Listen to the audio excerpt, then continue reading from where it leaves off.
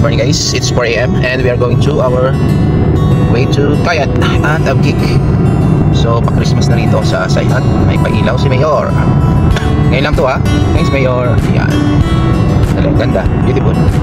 So yan na nga, and we're traveling at the speed of 80 kilometers per hour up to 100 kilometers per hour. Alright?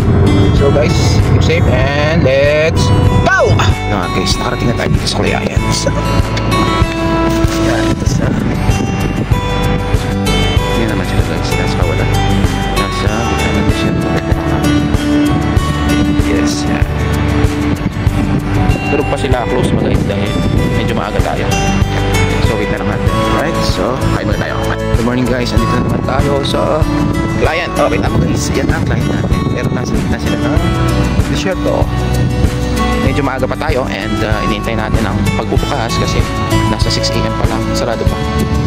So let's go. Mas maganda yung early kaysa tanghali na kasi sobrang 8 AM guys. And wait for our client. Breakfast muna tayo. May dala tayong breakfast. Tara. Now we are going back to where we came from. Right. Guys, matindi ang McDonald's. Kahit sa gitna ng desierto may McDonald's. Ayan o. Saan ka pa? McDo. Iba ang marketing. Diba guys? Sobrang lawak daan. Nakatao. So, this is the roadway end. Right. So yun na nga guys, ay may nakadaanan tayong mga ligaw na kamelyo. Ayun, ang dami. Diba? Hindi natin malapitan kasi medyo walang daan. Pero ayun sila guys. Diba?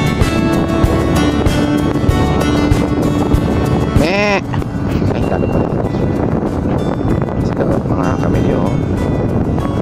Ligaw. Pero may may-ari talaga yan siguro kasi ayun, ang dami nila. Same.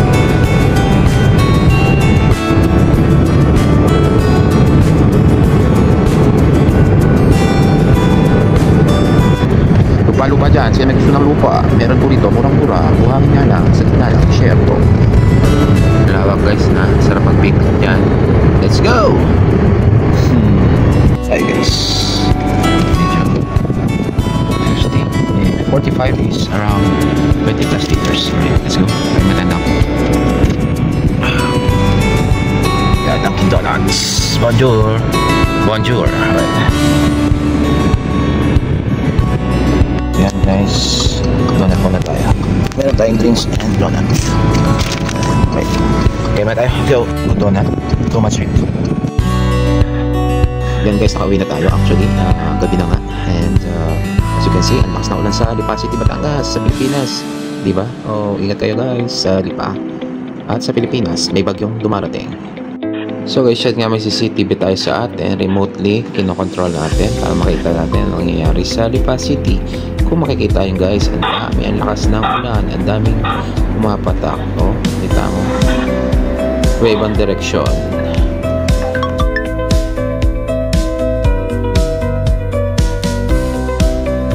It's 8 o'clock guys, PM, and we're still working in our house because it's urgent na naman.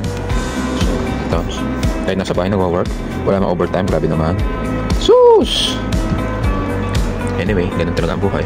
Habang tayo nagbabantay sa ating bahay, sa Lipa, ating tinecheck ang bagyo. Medyo tumila na kanina ang lakas guys. So let's work muna ulit and para matapos na. Okay, bye.